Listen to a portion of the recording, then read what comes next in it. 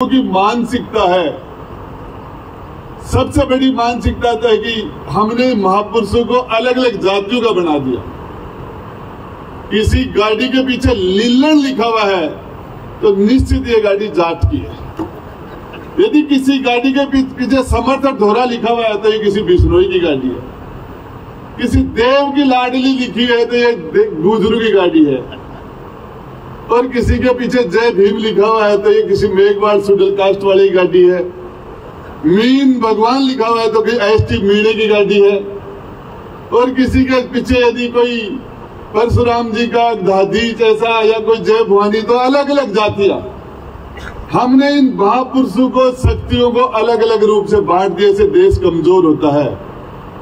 मैं आपको बताना चाह रहा हूं, झुंझुनू के सबसे बुद्धिजीवी लोग यहाँ बैठे हैं। आपके माध्यम से हम लाखों लोगों को संबोधित कर रहा हूं। हम लोगों में इच्छा शक्ति का अभाव है और ये काम जो 75 साल में नहीं हुआ, इसके लिए ये राजस्थान में नहीं पूरे हिंदुस्तान में भी।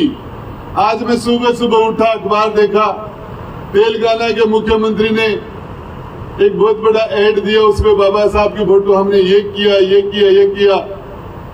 आज भी बड़े बड़े नेता भाजपा के कि हमने दलित के घर खाना खाया। अरे 75 साल बाद में शर्म की बात है।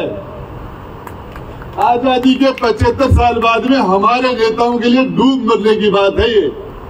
इस चीज को हमें बहुत 75 दिन में खत्म करने का काम करना चाहिए था। 75 महीने में खत्म होनी चाहिए थी। और 75 साल में जो चीज, इसके लिए निश्चित रूप से किसी न किसी को खड़ा होना पड़ेगा। ग्राउंड पर जाके लोगों के बीच में काम करना होगा। ये जो मानसिकताएं बन गई, चाहे कोई घर से निकलने के बाद रुके या न रुके, बिल्ली रास्ता काटने के बाद झटका लगता है। डॉक्टर ऑपरेशन करे और उस टाइम में कोई छींक देगा तो एक बार प्लेट रख देगा। उसको पता है डॉक्टर है वो, उसको पता है कि छींक का साइंटिफिक रीजन क्या है, लेकिन एक सेकंड के लिए रख देगा। ये हमारा ब्रेन जो बना हुआ है, ये जो चीजें, इसको ठीक करने के लिए हम पढ़े लिखे लोगों को आगे आना होगा। इसमें मंगल साहब और इनकी टीम ने तो पूरा जीवन निकाल दिया इस कोशिश में। लेकिन एक बार मैं गया था दिल्ली के अंदर, कोई प्रताप नगर एक जगह है, वाल्मीकि समाज के लोगों का मोहल्ला है वो, और हो सके 3-4 हजार घर वाल्मीकि समाज के वहां गया हुआ था मैं। तो वहां जगह जगह लिख रखा था अस्पृश्यता अन्याय है, छुआछूत अमानवीय है, और ये फलाना ढिकड़ा ढिकड़ा लिख रखा था। और सारा वाल्मीकि समाज के मोहल्ले में लिख रखा था। मैंने कहा ये थोड़ी करते हैं छुआछूत, ये तो दूसरों के मोहल्ले में लिखना चाहिए इनको। तो इनके साथ तो बेचारों के साथ ये प्रॉब्लम हो रही है, यहाँ लिखने की क्या जरूरत है। किसी ने भी बाबा साहब की फोटो लगा ली, आजकल फैशन बन गया। योगी जी भी जब बोलते हैं तो बाबा साहब की फोटो, मोदी जी भी बोलते हैं तो बाबा साहब की फोटो। बाबा साहब का चित्र दिखा के और कोई कुछ भी कर ले। एक बार मैं ओला जी एक छोटा सा मेरी बात सुनाता हूँ आपको। ये जगत सिंह दाइमा थे, बसपा के एमएलए भी थे वो, और बसपा के प्रदेश अध्यक्ष थे।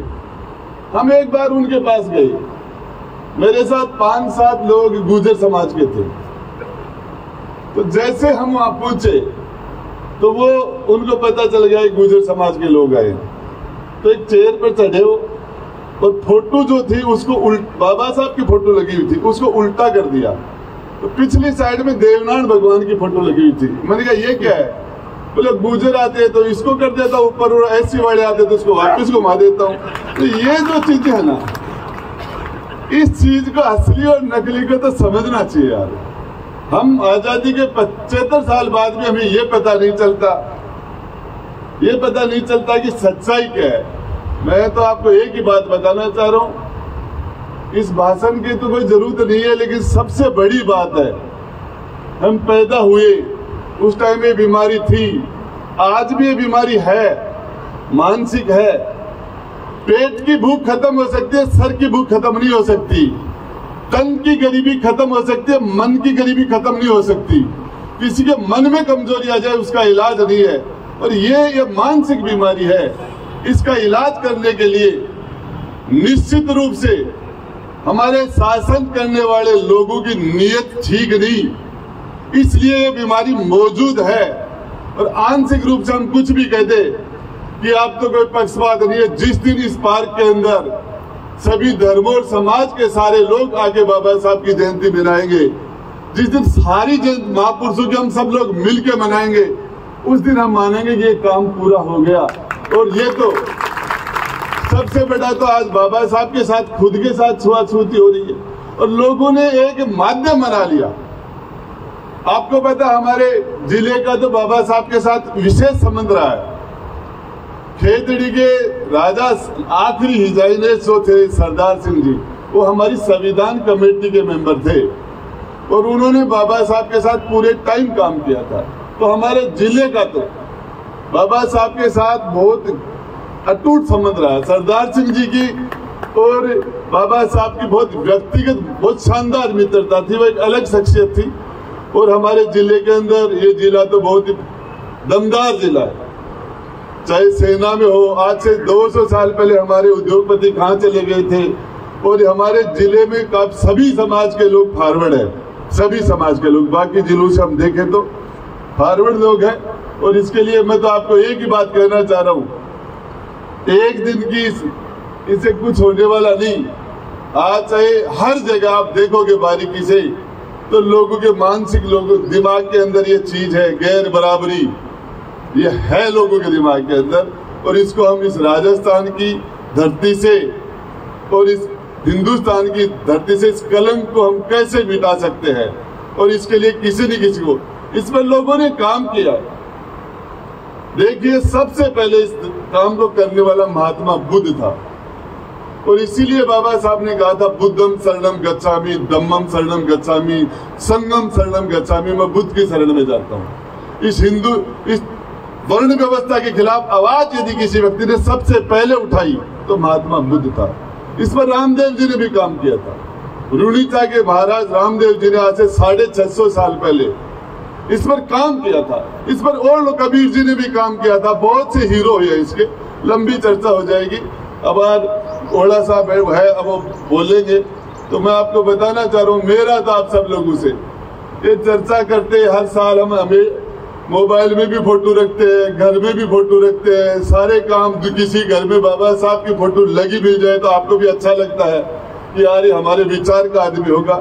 लेकिन मैं आपको बताना चाह रहा हूँ कि इस कलंक को हम जब दुनिया से जाएं, इस दुनिया से, और उस टाइम में ये दुनिया में गैर बराबरी न का ये जो कलंक है ये हट जाए, तो इसका मतलब है कि हम दुनिया में हमारा आना सार्थक हुआ। इस धरती पर हम आए थे, हम कुछ करके गए, बाकी तो पता नहीं दुनिया में कितने लोग आए चले गए। इसके लिए आप सब लोगों ने समय निकाल के यहाँ आए और उसके बाद में हमारा जो मान सम्मान किया, इसके लिए बहुत बहुत धन्यवाद। जय भीम, जय भारत।